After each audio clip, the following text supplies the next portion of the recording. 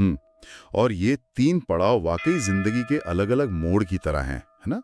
कभी हमें अपने किए पर पछतावा होता है, कभी आने वाले कल का डर सताता है, और कभी-कभी बस एक सुकून भरी आस्था की तलाश होती है। तो दिलचस्प बात यह होगी कि ये अलग-अलग ग्रंथ इन तीनों जरूरतों को कैसे संबोधित करते हैं। बिल्कुल। तो चलिए इस यात्रा की शुरुआत उस राजा की कहानी से करते हैं जो पहले पड़ाव पर था। मतलब एक ऐसी गलती कर बैठा था जिसने उसे अर्श से फर्श पर पटक दिया। देखते हैं कि उसकी घृणा कैसे उसका सबसे बड़ा दुश्मन बनी। तो कहानी शुरू होती है एक राजा से। वो प्रतापी है, उसने बड़े बड़े यज्ञ किए हैं, तपस्या की है, लेकिन उसके अंदर एक बहुत बड़ी एक कमी है। उसे भगवान विष्णु से द्वेष है। हाँ, एक तरह की नफरत। और बस यहीं से उसका पतन शुरू हो जाता है। यहाँ रुककर ये समझना जरूरी है कि स्रोत के अनुसार सबसे बड़ा पाप क्या है। वो चोरी या हिंसा नहीं, बल्कि ईश्वर से द्वेष है। अच्छा। हाँ, क्यों? क्योंकि कहानी के हिसाब से ये एक ऐसी आग है जो आपके सारे अच्छे कर्मों को, सारी तपस्या को जलाकर राख कर देती है।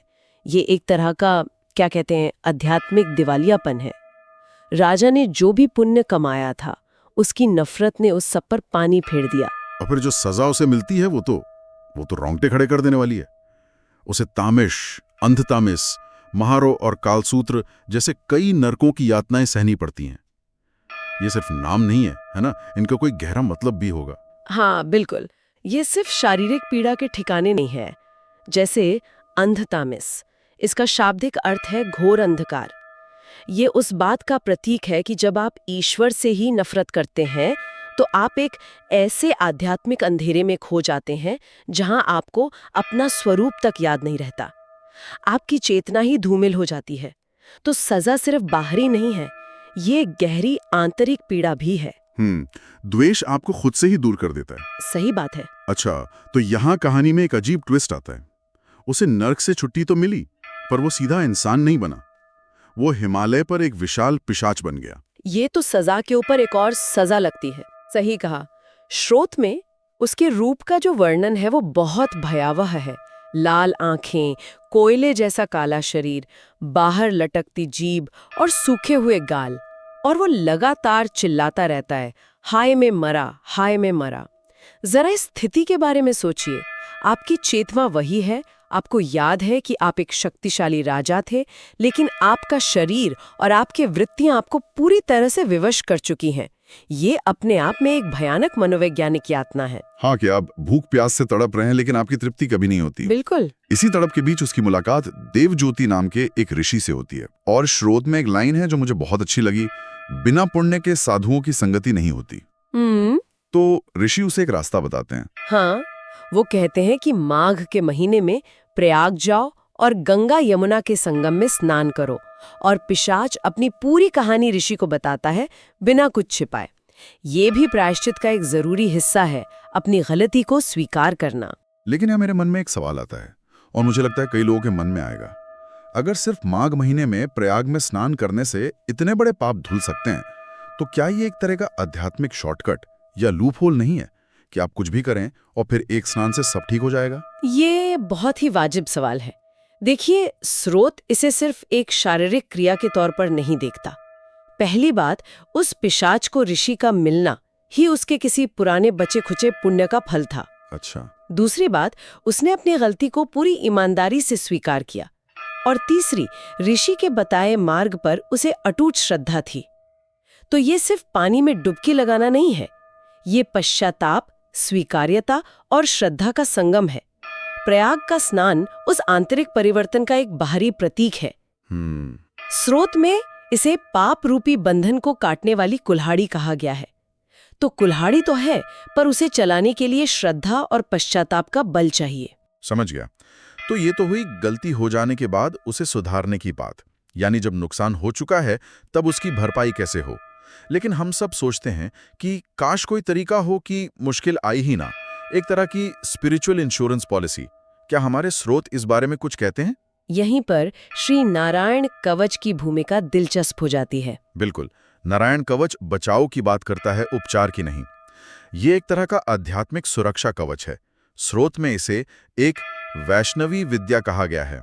यहाँ विद्या का मतलब सिर्फ ज्ञान नहीं, बल्कि एक सिद्ध की हुई तकनीक या एक व्यवस्थित आध्यात्मिक अभ्यास है जिसके नियम और परिणाम दोनों तय माने गए हैं। और इसमें जो कल्पना की गई है वो तो कमाल की है। इसमें भगवान विष्णु के अलग अलग अवतारों से शरीर के हर अंग की और हर दिशा से रक्षा की प्रार्थना की गई है।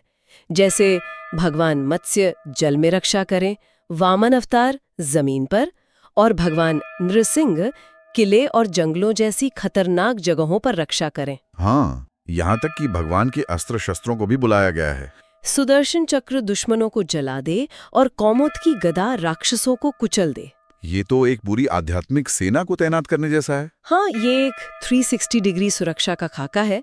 लेकिन इसकी शक्ति को समझाने के लिए स्रोत में एक बहुत ही शक्तिशाली कहानी दी गई है।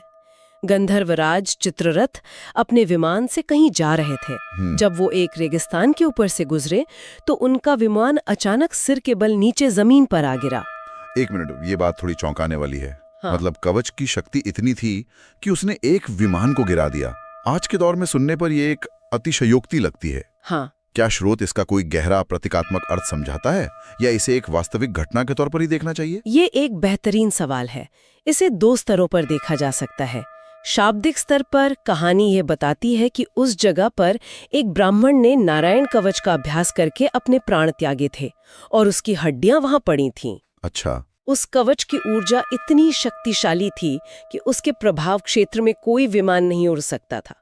लेकिन अगर हम इसके प्रतीकात्मक अर्थ पर जाएं, तो ये उस आध्यात्मिक ऊर्जा क्षेत्र या ऑरा की बात हो सकती है जो उस व्यक्ति के शरीर न रहने पर भी उस स्थान पर बनी रही। एक ऐसी ऊर्जा जो भौतिक नियमों को भी प्रभावित कर सकती है। बिल्कुल। ये दिखाता है कि कवच का प्रभाव सिर्फ शरीर तक सीमित नहीं है। ये एक ऊर्जा का ऐसा घेरा बना देता है जो स्थायी होता है। मतलब ये तो कमाल है। और स्रोत कहता है कि इसका असर सिर्फ कवच पहनने वाले पर नहीं, बल्कि उस पे भी होता है जिसे वो बस देख ले या छू ले, उसका भी डर गायब हो जाता है। मुझे लगता है ये सिर्फ एक आध्यात्मिक कवच नहीं, बल्कि एक मनोवैज्ञानिक टूल भी हो सकता है। जब कोई ये मान लेता है कि वो हर तरफ से सुरक्षित है, तो उसका डर और तनाव अपने आप कम हो जाता है और बिना डर के इंसान बेहतर फैसले ले पाता है। आपने बिल्कुल सही पकड़ा। ये आत्मविश्वास और निर्भयता पैदा करने का एक जरिया है। जब मन में ये विश्वास बैठ जाता है कि परम शक्ति मेरी रक्षा कर रही है, तो बाहरी परिस्थितियां उतनी डरावनी नहीं लगती। ये एक तरह की सकारात्मक प्रोग्रामिंग है। डर अक्सर हमारी निर्णय लेने की क्षमता को पंगु बना देता है। कवच उस डर को हटाकर मन को स्थिर करता है ताकि व्यक्ति हर चुनौती का सामना शांति और साहस से कर सके। तो अब तक हमने प्रायश्चित और सुरक्षा, इन दो पड़ावों की बात की। लेकिन आध्यात्मिकता में एक तीसरा पहलू भी है जो न तो गलती सुधारने के बारे में है और न ही डर से बचने के बारे में है। वो है सिर्फ प्रेम, कृपा और भक्ति का। हमारे अगले स्रोत इसी पर रोशनी डालते हैं, है ना? एकदम सही। और ये बहुत महत्वपूर्ण है। पहले दो स्रोतों में हमने दंड और शक्ति की बात की, जिन्हें पारंपरिक रूप से पुरुषोचित गुण माना जाता है। लेकिन अब हम कृपा, कोमलता और समर्पण की बात करेंगे, जिसका प्रतिनिधित्व दैवीय स्त्री शक्ति करती है। इनके बिना भक्ति अधूरी है। इसी कड़ी में पहला स्रोत है श्री राधा कृपा कटाक्ष स्तोत्र। कृपा कटाक्ष, इसका शाब्दिक मतलब है दया भरी दृष्टि। हाँ, शाब्दिक अर्थ दया भरी दृष्टि है, लेकिन भक्ति परंपरा में कटाक्ष वो क्षण है जब भक्त और भगवान के बीच का पर्दा हट जाता है। ये सिर्फ देखना नहीं है, ये एक गहरा आध्यात्मिक अनुभव है। स्तोत्र में देवी राधा के रूप और गुणों का बहुत सुंदर वर्णन है और अंत में भक्त उनसे बस एक कृपा दृष्टि की याचना करता है। अच्छा। मान्यता है कि उस एक नजर से व्यक्ति को वो आध्यात्मिक अनुभूति हो सकती है जो शायद सालों की तपस्या से भी ना मिले।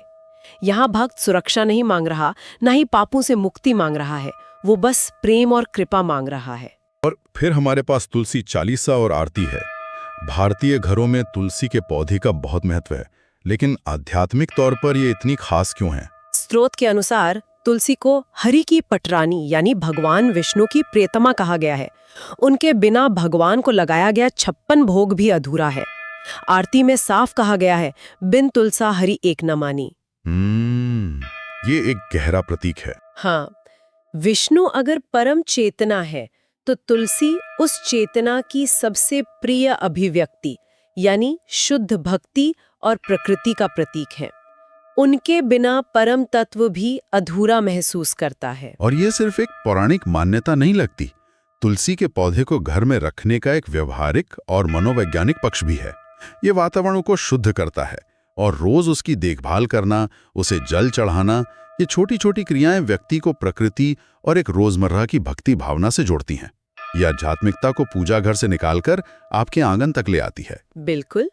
चालीसा में कहा गया है, जिन घर तव नहीं होए निवासा, उस घर करे ही विष्णु नहीं बासा। यानी जिस घर में तुलसी नहीं, वहां विष्णु का वास नहीं। इसका गहरा मतलब ये है कि जहां प्रकृति और भक्ति का सम्मान नहीं, वहां दिव्यता का अनुभव नहीं हो सकता। ये स्तोत्र हमें याद दिलाते हैं कि आध्यात्मिक यात्रा का लक्ष्य सिर्फ मोक्ष या सुरक्षा पाना नहीं है, बल्कि हर पल कृपा और प्रेम में जीना भी है। राधा और तुलसी हमें वही रास्ता दिखाते हैं। तो आज हमने एक राजा के पतन और प्रायश्चित की कहानी से शुरुआत की, फिर नारायण कवच जैसे शक्तिशाली सुरक्षा स्तोत्र को समझा, और आखिर में राधा और तुलसी की भक्ति और कृपा की प्रार्थनाओं को महसूस किया। इन सभी स्रोतों को एक साथ देखने पर एक बात साफ होती है, ये सभी ग्रंथ आस्था और भक्ति की शक्ति पर जोर देते हैं। एक ऐसी शक्ति जो अतीत के पापों को मिटाने का रास्ता दिखा सकती है, भविष्य के खतरों से बचाने का हौसला दे सकती है और हमें अध्यात्म के रास्ते पर आगे बढ़ने में मदद कर सकती है।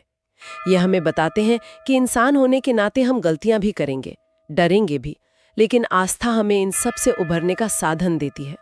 सही बात है।